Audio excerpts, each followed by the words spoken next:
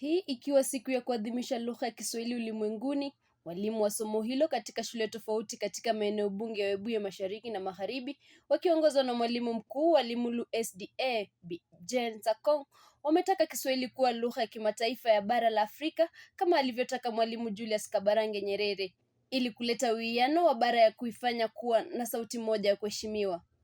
Na mwanzo wake hasa vile iliweza kufika lugha iliyofika Afrika. Tarehe 7 mwezi wa 7 mwaka wa 1967, hiyo ndio ilikuwa tarehe rasmi ambayo mwandishi au mwalimu Julius Kabarange Nyerere aliweza kuchapisha makala yake ya hasa kwa kimombo ilikuwa inaitwa Merchant of Venice, ama kwa Kiswahili Mabepari wa Venisi, ambacho kilikuwa kitabu rasmi ambacho kiliweza kuanzisha rasmi lugha ya Kiswahili katika taifa la bara la Afrika. Kwa hivyo hiyo tarehe iliweza kuheshimika sana, ndiposa kuanzia kwa huyo mwalimu ambaye alikuwa mwanzilishi wa lugha ya Kiswahili, ndiposa Kiswahili kiweza kusambaa katika kila sehemu ya bara la Afrika. Na hasa tunakienzi Kiswahili kwa sababu kimekuwa kama nguzo tangu kianzishwe na huyu mwalimu Julius, kimekuwa kama nguzo katika mataifa kadhaa. Hasa tunapozungumza leo hii, Kiswahili kinazungumzwa na watu zaidi ya milioni 200 katika dunia nzima. Hasa ukienda kule Uchina, Kiswahili ni lugha rasmi.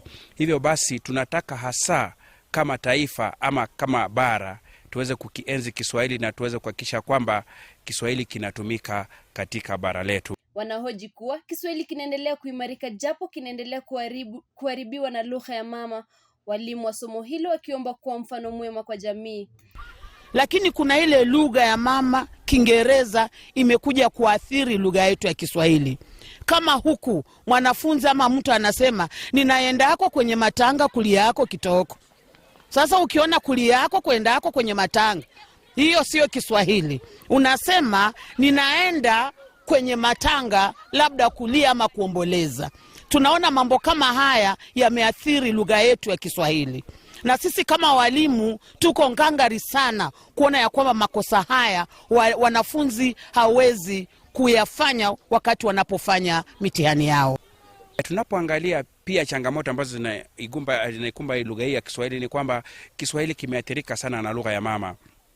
Hasa Kiswahili ambacho kinazungumzwa leo hii, hata tukienda kwenye mabunge yetu, ni Kiswahili ambacho kimeathirika na lugha ya mama, kwa sababu kinaongezwa na Kiingereza ambacho hasa almaarufu kinaitwa Kiswakinge, ambacho si Kiswahili rasmi. Kwa hivyo tunawahimiza kwamba tunapoendelea katika mabunge zetu tuweze kuongea lugha ambayo ni rasmi ya Kiswahili. Hata hivyo, walipongeza mashirika yaliyokuwa ya serikali kwa ushirikiano wao wa kutoa vifaa vya kuwasaidia wanafunzi ili kuhakikisha Kiswahili kinaimarika licha ya mfumo wa elimu kubadilika. Mashirika ambayo yametusaidia kama shirika la Edu Fungua ambalo limetuletea simu ambazo tunatumia kusoma kule darasani, na unapata kuwa wanafunzi wameanza kuenzi Kiswahili. Somo la Kiswahili tumesaidiwa sana kwa sababu wakuu wa idara ya Kiswahili wametupa simu ambazo tunasaidia wanafunzi wa chini kuzitumia ili kuboresha Kiswahili. Simu hizi zimesaidia wanafunzi kukipenda Kiswahili kwa sababu zinawapa moyo na kuwatia shime katika Kiswahili. Esther Nasimiu, Bungoma.